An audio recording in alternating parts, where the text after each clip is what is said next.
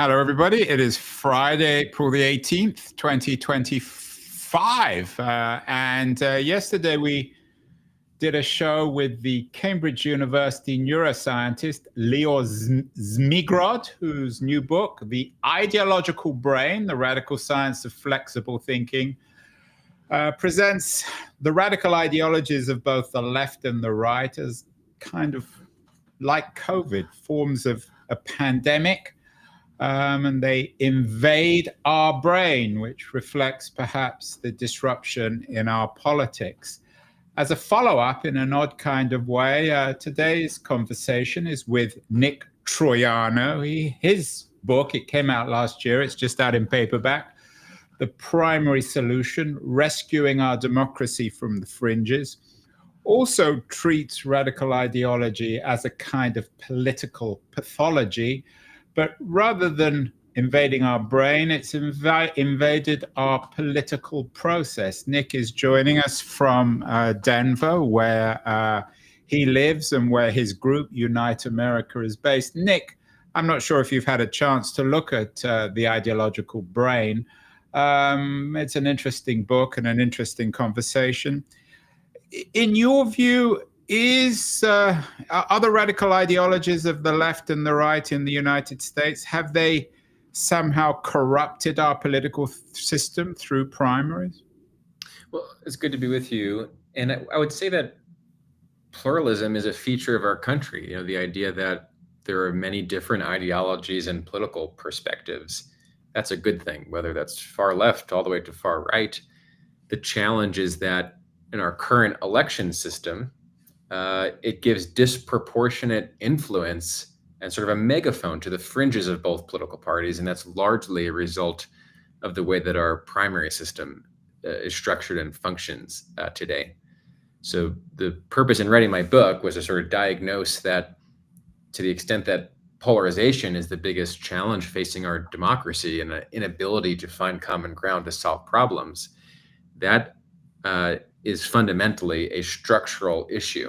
It's the incentives of the system embedded in the way that we elect our leaders, which wasn't put into the Constitution or written in stone 200 years ago. It was invented out of whole cloth since then, and I'm advocating for a continuation of trying to refine and reimagine our election system so that it truly represents a majority of Americans. Nick, the assumption in America is that the country's becoming more radicalized, that the extremes, obviously on the right, MAGA, but also on the left, have destroyed the center. Are you suggesting that that's wrong, that assumption?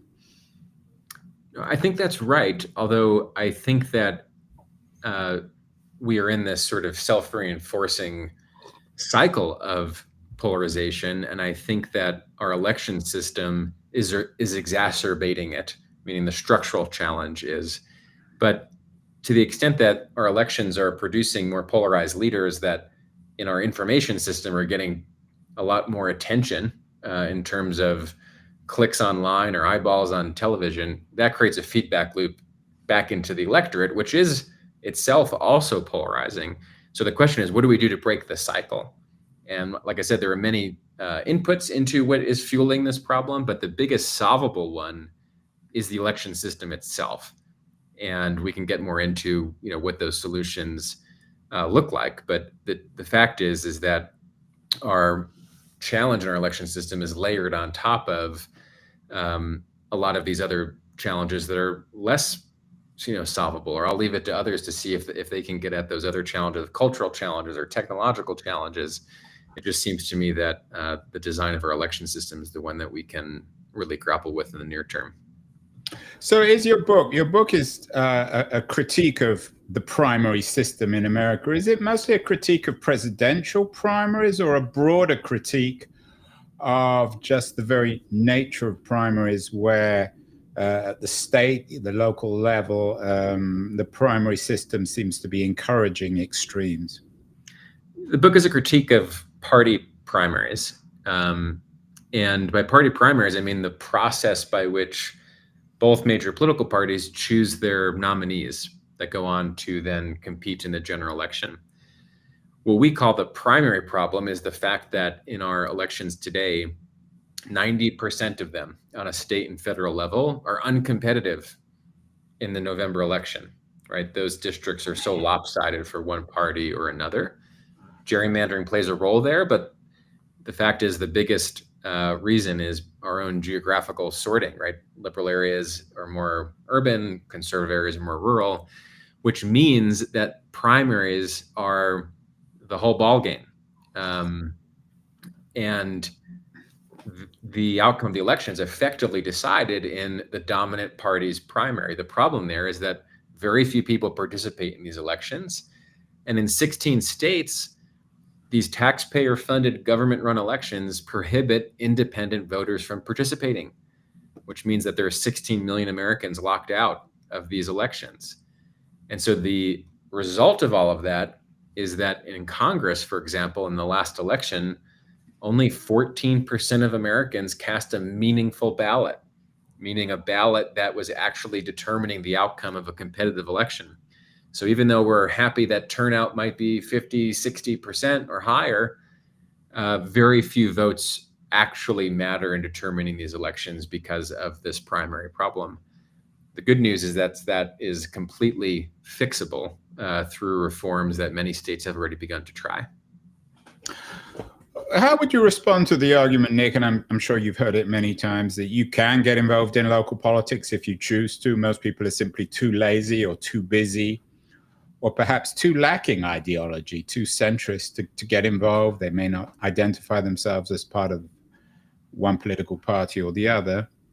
And so what the primaries in this country do is reward political participation, which is what democracy is all about. If you want to make the effort, then you should be rewarded for that. And the fact that, at least in your mind, political extremes on the left and right are dominating the system reflects the fact that these people are more committed than centrists. There's no doubt that those on the political fringes are much more politically engaged, not just in voting, but in donating and contacting their elected representatives and so forth, which means that the rest of us who don't feel represented should get more engaged. But the challenge that I'm talking about is even if we wanted to, the systems and structures of our elections don't allow for it. Even if you're a Republican or Democrat. So, for example, imagine that you're a Democrat living in a solidly red state or red district. If that election is decided in the party primary, chances are you can't vote in it. So does your vote actually matter? Even if you can cast your ballot. But what's I mean, I take your point, Nick, and I don't think many people would argue with you that there's a problem, a structural problem, maybe a sickness with the American political system. Well, what's changed? And is it on both sides? I know a lot of people will argue, particularly probably people who watch this show, that the real problem is with the Republicans, and the Democrats are still perhaps nominating some people on the left. But basically, the problem with the fringe is a Republican problem. In your mind, at your group, at Unite America, is this a bipartisan problem, as much a problem of the left as the right? I think it's a problem within both political parties, and we've seen that. Actually, the data shows that at the state level, Democrats have been moving further to the left, and at the congressional level, Republicans have been moving further to the right relative to the other political party.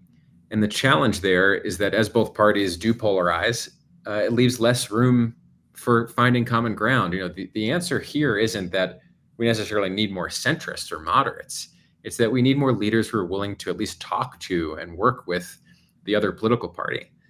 But that becomes a challenge when it runs into their incentive for how they need to get reelected. If your reelection runs through the most committed 5% of the electorate, which is your base, those voters don't want you reaching across the aisle to get anything. So you're not really answering my question, though. Is the problem in your mind as much on the left and the right? I mean, readers of the New York Times, the Washington Post, even the Journal, are familiar with the increasing radicalization, magnification of the Republican Party. But you're seeing the same on the Democratic side, in your view?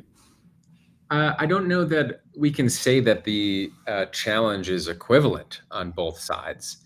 but that doesn't negate there being a challenge on both sides. And what we also see is that how extremism on one side feeds into the other side, polarizing further, and that becomes a cycle right now. And I would say that the most acute problem that we face right now is that the extremism on the right isn't just ideological. It isn't about more conservative policy. It is about some litmus tests around our democratic institutions themselves. We saw this post 2020, for example, when President Trump denied the outcome of the election, tried to stay in office, whipped up a mob on January 6th to try to disrupt the peaceful transfer of power. And what many forget is what he said on the National Mall that day was, if your members of Congress don't fight, we primary them. So this primary problem is being weaponized in a way that is a threat to our democracies. Wait, I'm not hearing it from the left. I mean, the subtitle of your book is Rescuing Our Democracy from the Fringes. Maybe a more appropriate subtitle would be Rescuing Our Democracy from the Republican Fringe, because I don't know anyone on the left, even a radical Democrat who's arguing against democracy or overturning elections. So is this really a Republican fringe problem?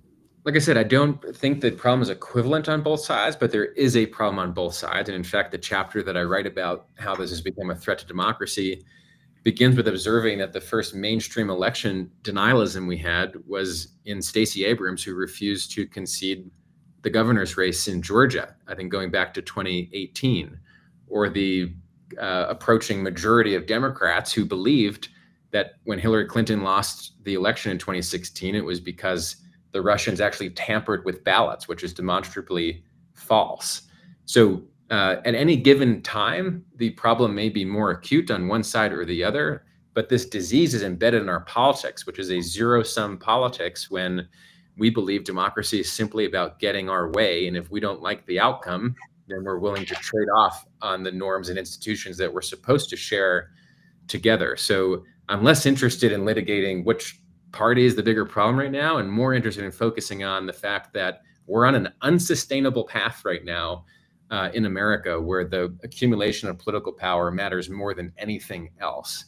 And this primary system we have is fueling that to a large degree. I'm interested you use the word disease, which is, of course, brings to mind again Leo Zmigrod's argument in the ideological brain that ideology is a kind of disease. What's your take on ideology? I mean, you're not a neuroscientist, you're not an expert on ideology, but do you think that both the ideas on the radical left and on the right are a kind of political disease? No, I mean, I think ideologies are natural insofar as forming a view of the world. I think, though, that where they can get problematic is when people begin to rationalize backwards from a predetermined worldview rather than trying to make sense of it. It just simplifies it down to a way that I think is not constructive. And the truth is that most Americans, particularly those that don't eat and breathe politics every day, have a nuanced set of political beliefs. They may agree with more progressive ideology on some issues and more conservative ideology on others, but we happen to live in an information and media ecosystem that tends to portray the world as very black and white. And I don't think that's the way that most people do view policy or political issues. And we should have a political system that represents that great diversity of ideology in our country. We don't get that. When you look at the House of Representatives today, for example, at 435 members, there is zero political independence. Half the country is politically independent. How is it the case that 0 of 435 are today, or on one issue or the other, you get party line votes? So our political system isn't expressing the nuance of belief that I think the American people have. And again, that goes back to this structural challenge in our elections. I'm always a bit suspicious when people use the term American people. I mean, after all, there have been all these third-party movements, beginning with Ross Perot, even beforehand. None of them have ever had any success. Michael Bloomberg was willing to fund one or drive one. There are all sorts of movements designed to bring people together or to create third-party movements, but they've been failures. And what's changed over the last 25 years? Is it Is it the primary system has changed? Is it our political culture? Is it the financing of that culture? Are primaries more dominant, both at a local, state, and national level in 2024 than they were in 2004 or in 1994? Well, I think what's changed is two big trends in our politics. One is that both parties have become much more ideologically homogenous. You used to have, liberal Northeast Republicans or Southern conservative Democrats. But when we really began to see the polarization in both parties, now you have more concentrated political coalitions that stack different identities on top of each other. So based on the zip code in which you live, that might say a lot about your level of education or religiosity or political party. And so we've just become more tribal in our politics. And so the primary system that used to be more of a first round election, where we're looking at candidates based on their qualifications or experience or issue platform, right now has become more about party dogma and purity to some litmus test of issues. And we haven't seen that before. But that's why primaries didn't used to be a problem, but they are today, because they are existing in a political system that's much more polarized than in the past and much more nationalized, which is to say that even at the local or state level, we see a lot of national politics become the frame through which those elections are, litigated to the public and decided now. And so we have to, refresh the system based on the circumstances in which we find ourselves. And that's nothing new. 100 years ago plus, primaries were not the domain of voters. It was party bosses in smoke-filled rooms handpicking candidates. And both the insiders and the outsiders realized at one point that system was no longer working for them. And so they decided to change it. And that's exactly what I think we need to do today.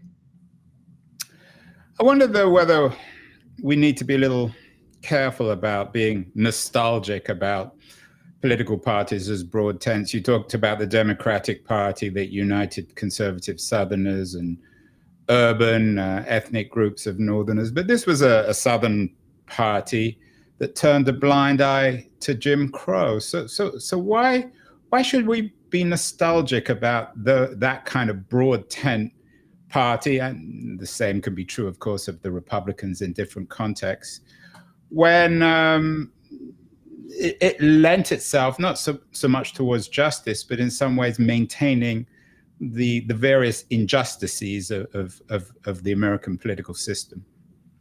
Well, I don't think we should be nostalgic for that. I'm glad that we've moved on and our political coalitions have reshaped, the post-civil rights era. But our system itself needs to update as a result of that, because what we have going on today, is not working.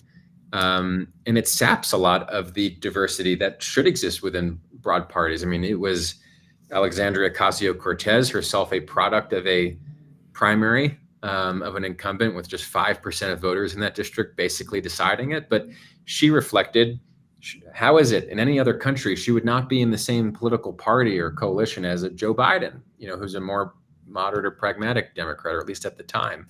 Or on the right, how is it that, the MAGA faction can exist with, traditionally even socially conservative, Republicans? We actually have a 4 or 5 party system that's being squeezed in a 2-party system. And I don't know that the answer to that is that we need 5 political parties. Many people would like to see that happen, but we at least need to have a 2-party system with a greater diversity of belief and representation than we have today. And that representation should be of a majority of the electorate, not just the 10% that dominate these low turnout elections. What about the people who don't vote? Do they have any rights? I mean, we're talking about 60% of Americans who normally vote, even on national elections. What percentage of Americans vote in local or state elections?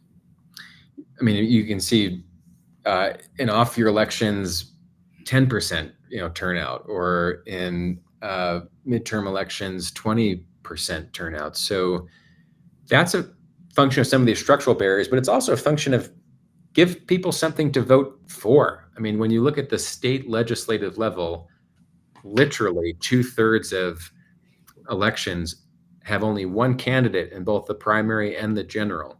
So you tell me, what is the incentive to turn out and cast your ballot? Yeah, it's chicken and egg here in terms of figuring out what the problem is. I wonder, Nick, whether there's also a connection between what's happening at the primary level and your critique and the growth of presidential power. We've done a number of shows, as you can imagine, on Trump and Trump's power.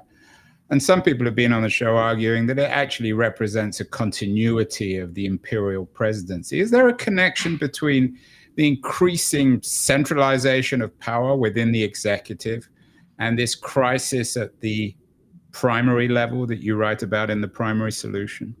100%. I mean, I think the political crisis that we're experiencing today is a derivative of the structural crisis in our democracy, whereby Congress has abdicated its constitutional role to be a separate, co-equal branch of government and to be a check on the executive. Every issue that we're seeing right now is largely a result of, the party in power rolling over to the president. And we threw off a king 250 years ago. The founders anticipated the rise of would-be strongmen, but what they did was design a system that was supposed to check power with power. And the challenge is we don't have a separation of powers right now. We have a separation of parties.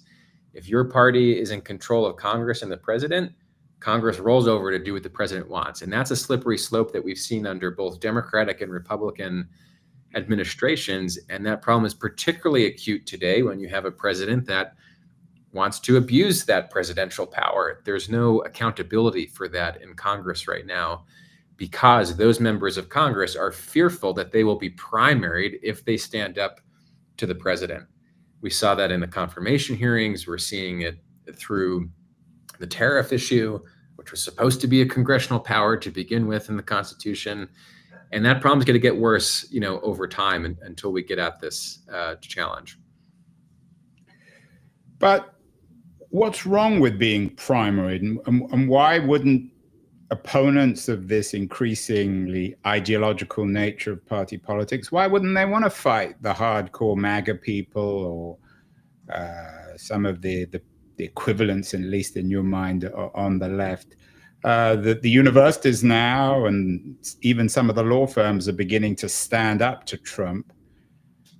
What's wrong with the primary system, which allows incumbents to be challenged? I mean, one of the other problems with the American political system is it's increasingly not only a gerontocracy, but one that simply is like almost like a hereditary aristocracy. I don't disagree with you on that point. The solution to that is more competition, right? We shouldn't have leaders that can get elected in safe districts and just hold that seat for the rest of their life or as long as they want to.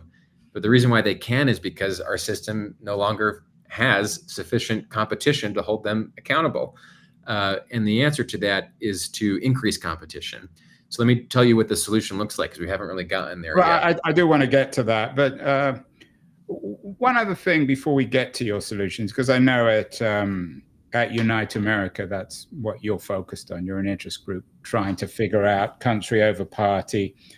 And you invest in non-partisan electoral reform. But I know you've done some research recently in terms of this dysfunctional system. Do Americans really care, though, Nick? Have you found in your research that most Americans are actually bothered by this system?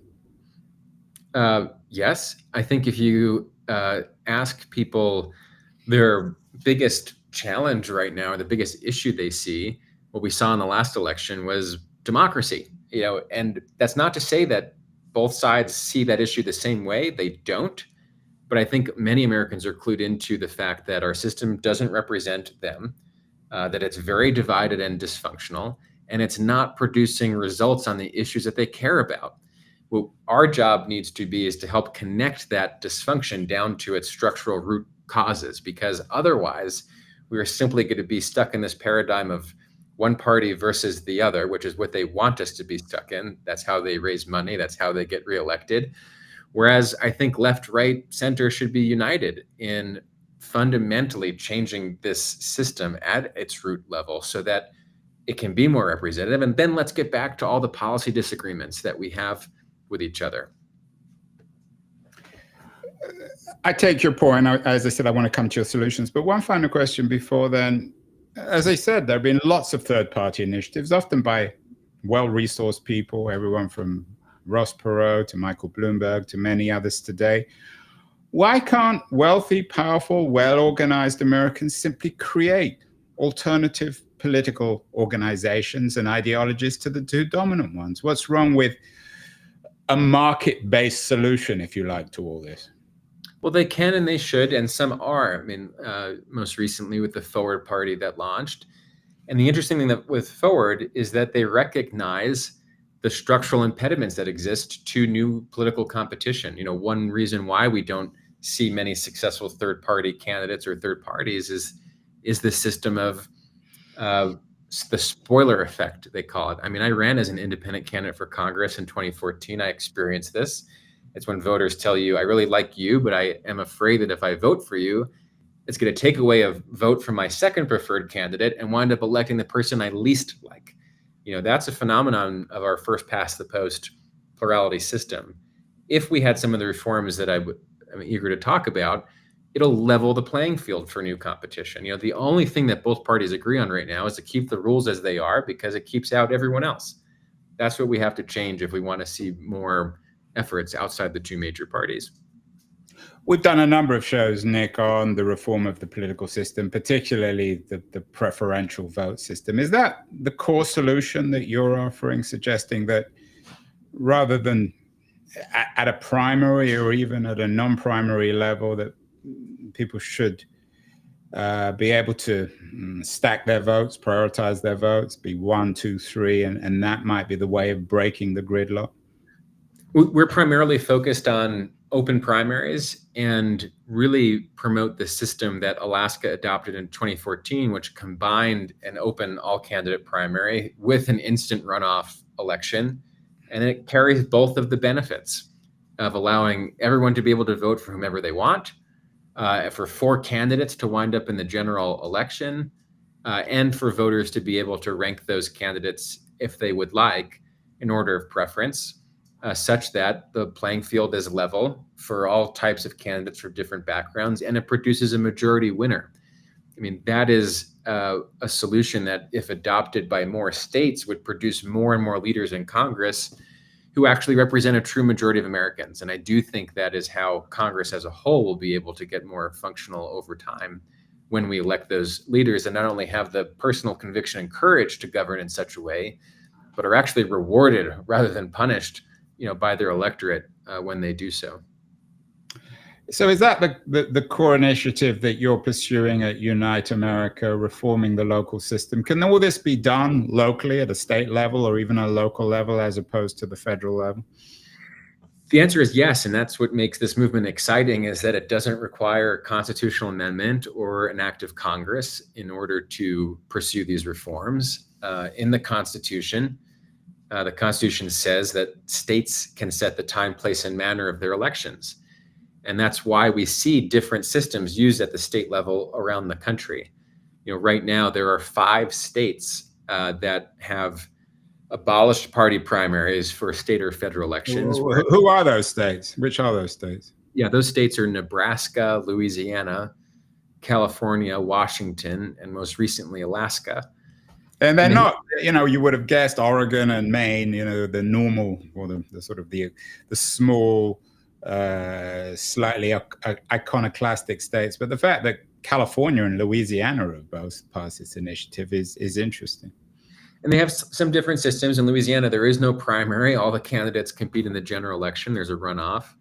In California, there's a top 2 system. Everyone's on one ballot in their primary. The top 2 finishers go to the general regardless of party. What these systems have in common, though, is that every voter gets the freedom to choose whomever they want at every election, regardless of party, and that whoever gets a majority of votes in the general election wins. And so there are 5 states right now that meet both of those criteria, slightly different systems in them.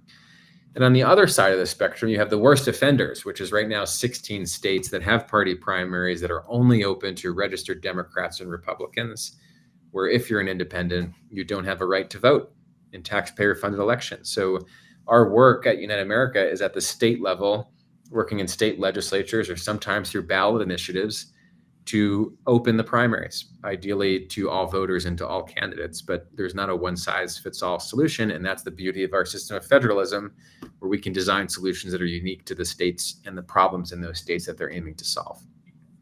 Are there particular states that need a shout out for being particularly problematic? Well, in the book, I write about the similarity between both Oklahoma and in Massachusetts. Those states are quite different politically, ideologically, but what they have in common is that in the last midterm election, every congressional seat was decided in the primary. In Massachusetts, it was the Democratic primary. In Oklahoma, it was the Republican primary.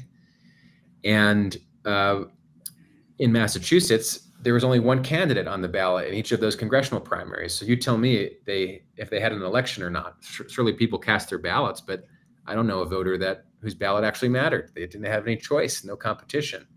And that's something that both Massachusetts and Oklahoma have in common. And on the flip side, the good news is there are groups in both of those states right now exploring potential reforms that would address those problems. And that's what people listening and who want to get involved can do at the state level. Sometimes it requires building strong coalitions, across the political spectrum of people who don't agree with each other on policy, but do agree that we should have a government that represents us. In a sense, then, are you rather the sort of the political equivalent of groups like Braver Angels? We've done a number of shows on them, bringing people of different political opinions together in terms of reforming the system. Yes. And in the context of actually changing policy, this isn't only about, which is important, having good conversations with people who may disagree with us. It is about uniting with those folks to go out and make a structural change that will impact who runs for office, the types of leaders that get elected, and how they govern, because their incentives change. And on that last point, I would say, if you gave me an option between replacing all 435 members of the House of Representatives or changing the system that they got elected through, I would choose the latter. And it isn't even close, because right now we're feeding pretty good people into a pretty bad system. And the results of that shouldn't surprise us when we really understand what the incentives are. And, the first thing I learned in Political Science 101 was members of Congress are single-minded seekers of re-election. They will do what it takes to keep their job. It's up to us to make keeping their job in alignment with actually doing their job and producing results on issues that we care about. Right now, those incentives run in the exact opposite direction. And how will that change politics at the national level? There's so much both hysteria and cynicism about the national level. I don't want to just focus on MAGA and Trump, also on the Democrats. How if all these local reforms begin to happen, if the system is reformed at a local level, how will that manifest itself at the federal level? Well, every state that adopts, open primaries and all candidate primaries, we believe it will effectively liberate both U.S. senators, several U.S. representatives from those states, who can go on to be part of a coalition of Democrats, Republicans, hopefully some independents in the Congress that could join together to work on policy in the interest of the country. You've heard of the Gang of Six or the Gang of Eight or Gang of 10 before, working on issues like immigration, for example. Well, those are the types of leaders that we need more of, who are willing to work with each other. And so importantly, we don't need to win these reforms in all 50 states to see a change in Congress. If we win reforms that could liberate 20 U.S. senators, well, 20 senators in a closely divided Congress have a lot of leverage to be able to do a lot of good. And so this is why, change won't happen overnight, but we can imagine in the next 3, 6, 10 years being able to achieve a vision of having a more representative and functional democracy, because we actually have leaders that want to put country over party to do what is in the best interest of the country. Nick, you used the L word, liberate. Of course, Donald Trump has made that a word of his own. He talks about Liberation Day, April 2nd, beginning his tariff policy. But you suggesting that Americans really, if we are to be liberated from a very troubling political environment, a culture, that we have to reform the system? We have to. Otherwise, we're going to keep hoping for different results and getting the same exact thing. No matter which party's in charge or which leaders get elected, they are going into a system where their incentives runs through being able to play to the base, not really getting anything done, say bombastic things to raise money. I mean, who's that serving right now? So it's sort of like we can keep changing the players in the game, or we can change the rules. And when we change the rules, we can change the behavior. And that's why these structural reforms are so critical to the future, I believe, of our democracy. And that's part of the proud tradition that we've had really since the country's founding. Well, Nick Troiano, are you the founder of Unite America? You're currently executive director. Best of luck with this. It's an important initiative, and I think I'm not sure everyone will agree with your prognosis that the primaries are the problem or the core problem, but certainly I think everyone will share your concern with the political system, its radicalization, and the fact that people feel increasingly disempowered. So congratulations on the paperback version of The Primary Solution.